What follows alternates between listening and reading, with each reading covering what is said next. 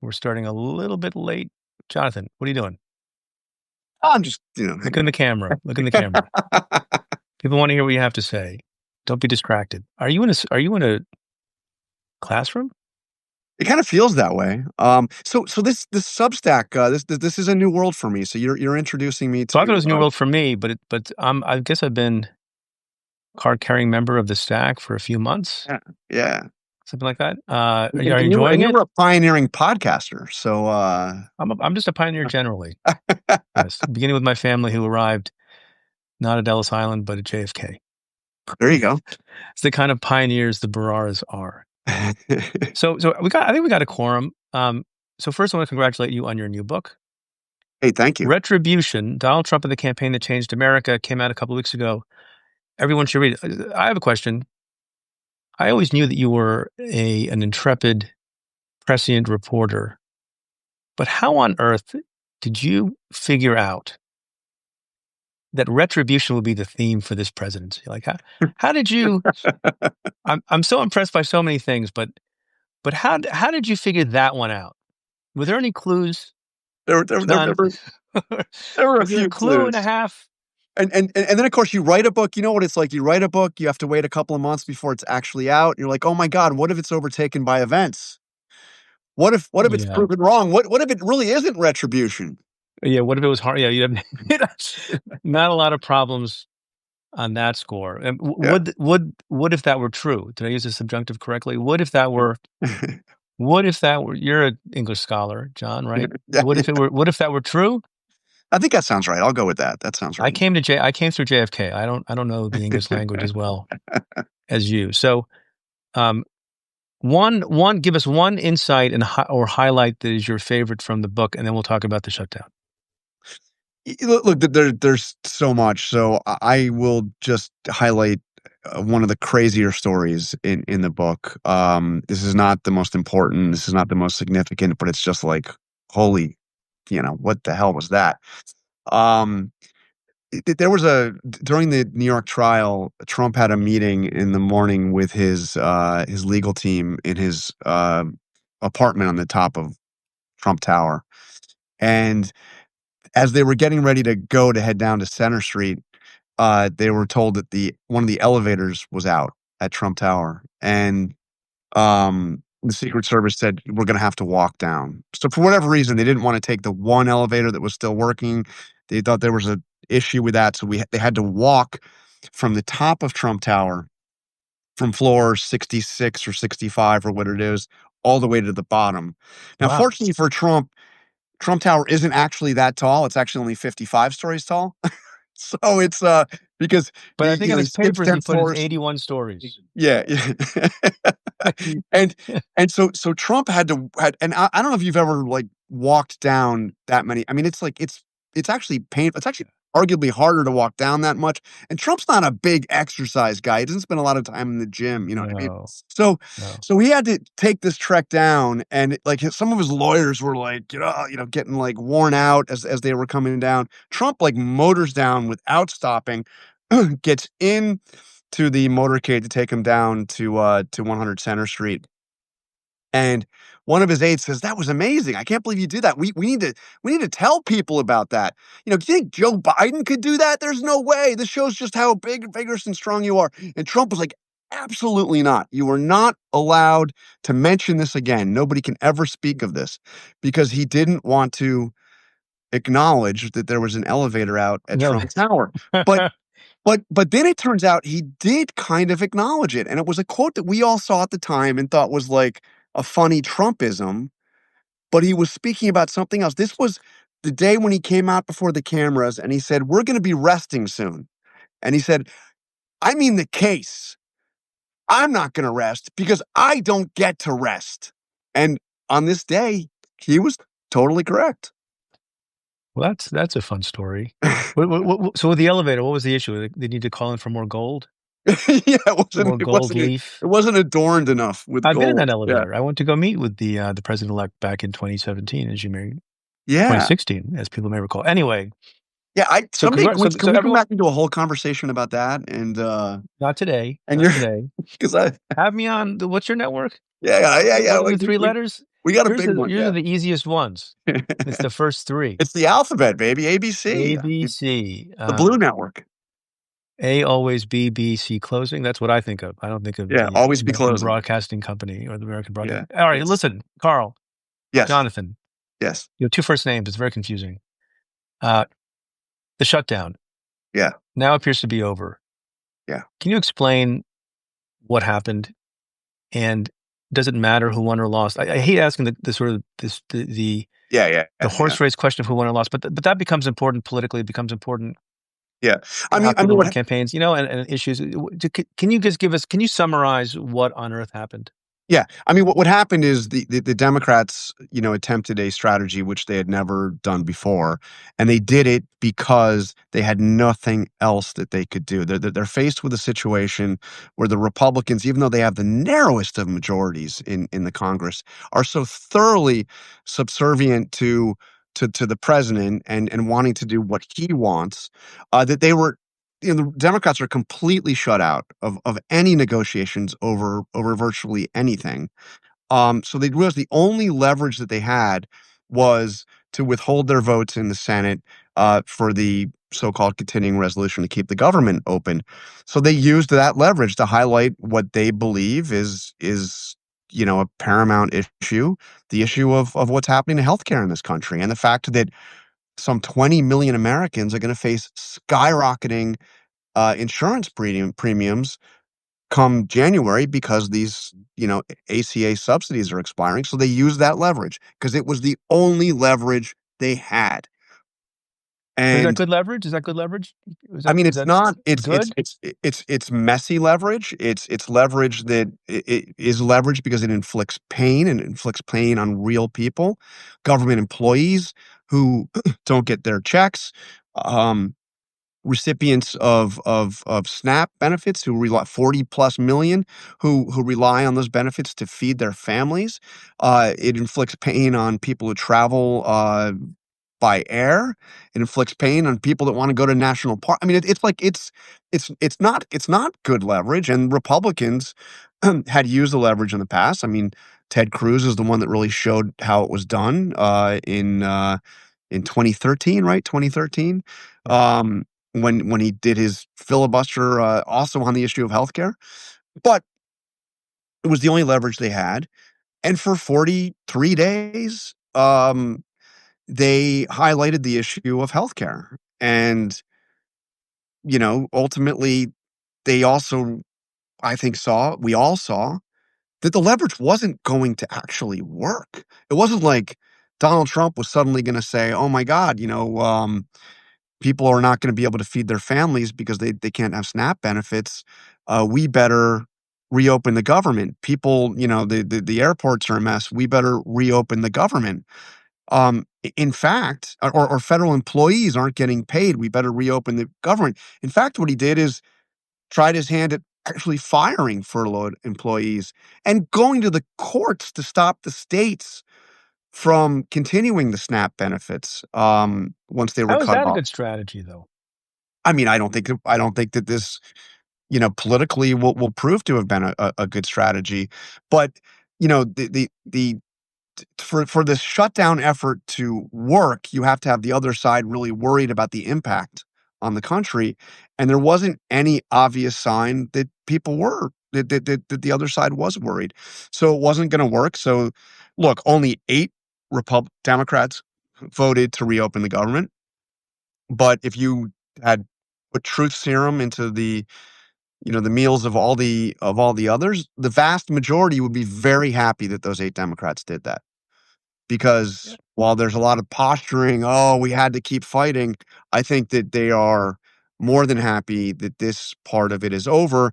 And by the way, who won and who lost? Don't assume the Republicans, won on this. In a narrow sense, they won because the Democrats caved, and agreed to do what they said that they wouldn't do. But they, if you look at it from the Democratic perspective, they elevated the issue of healthcare.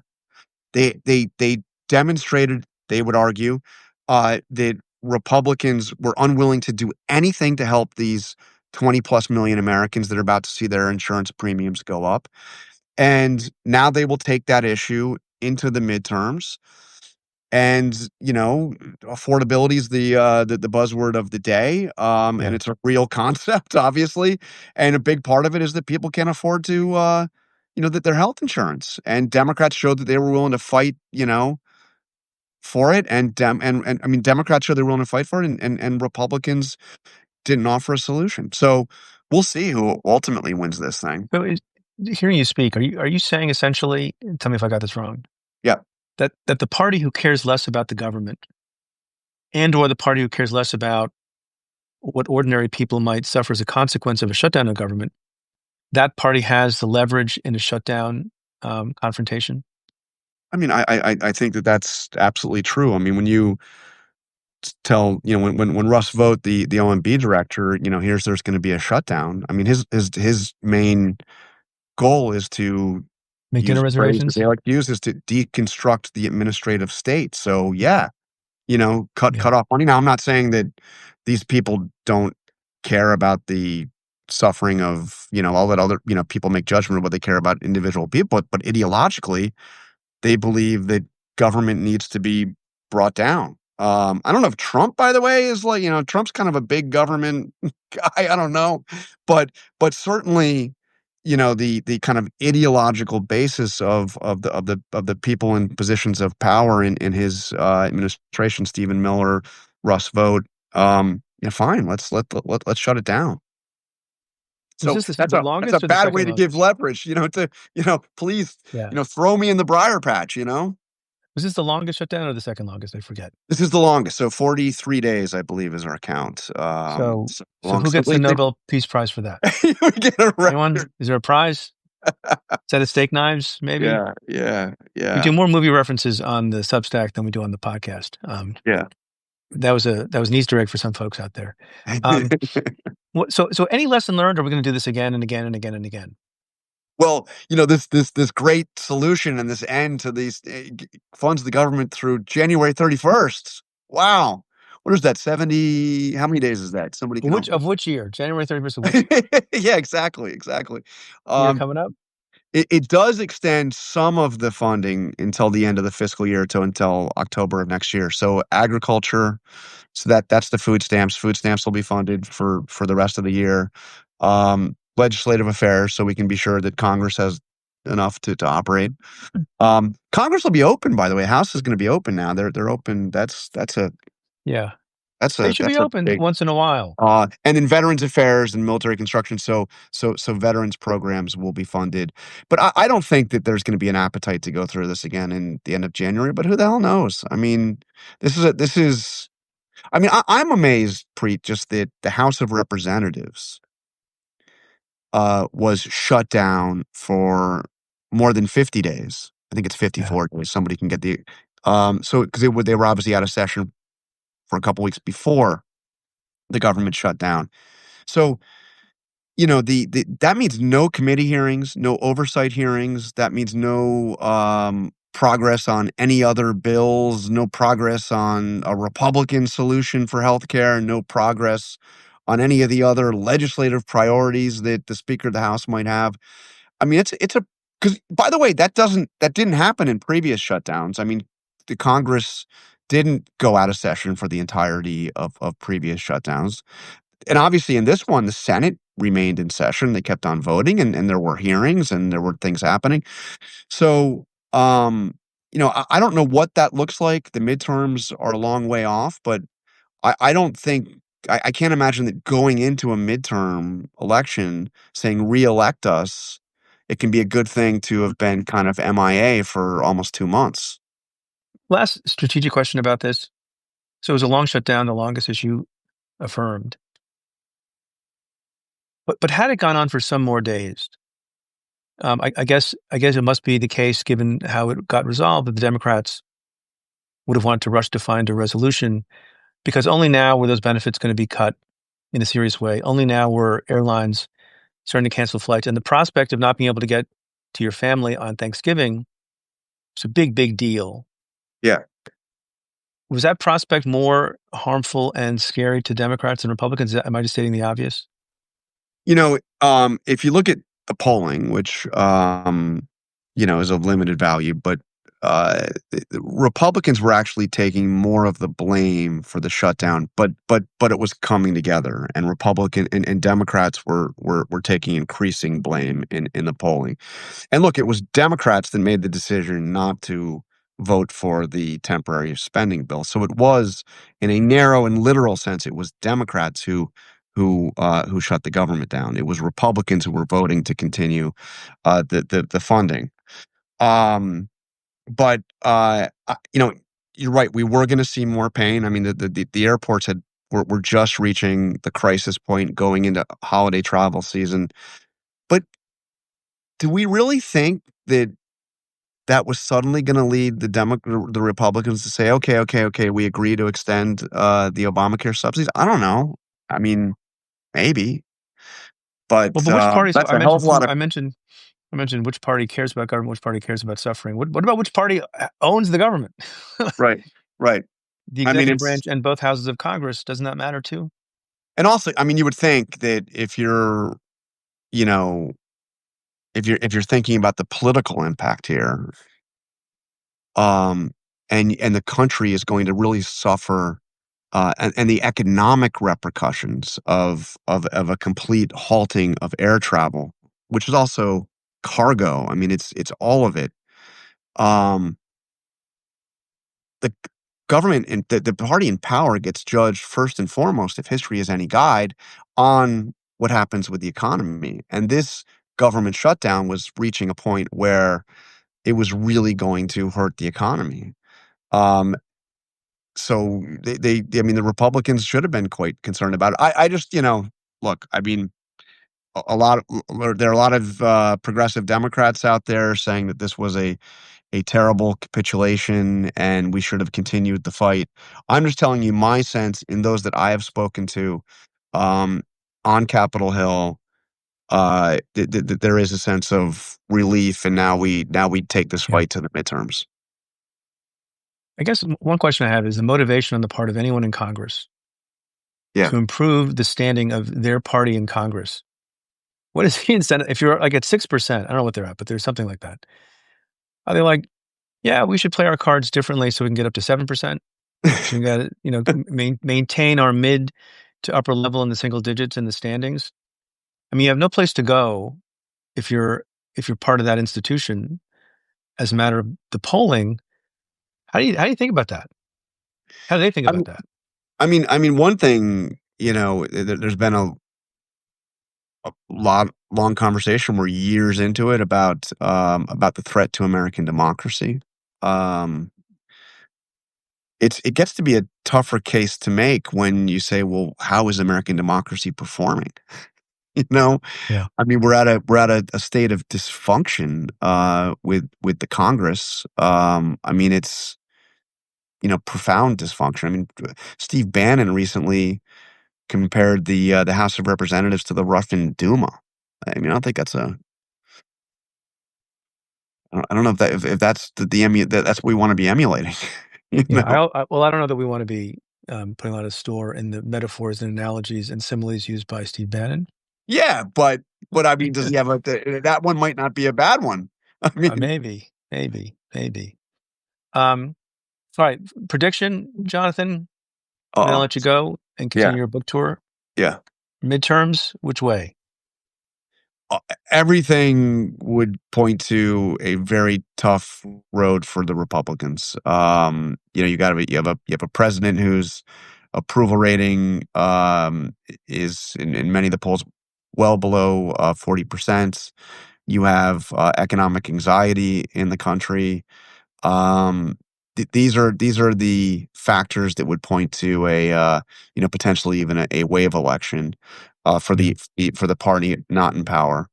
That said, it's we're a year out, and it seems like we live through a year every week. So who knows exactly where we'll be? There's a hell of a lot of Democratic infighting right now. I mean, sometimes some of the anger you hear in the last 24 hours seems to be more aggressively directed at Chuck Schumer than at the Republicans or the Republican leadership or the president even.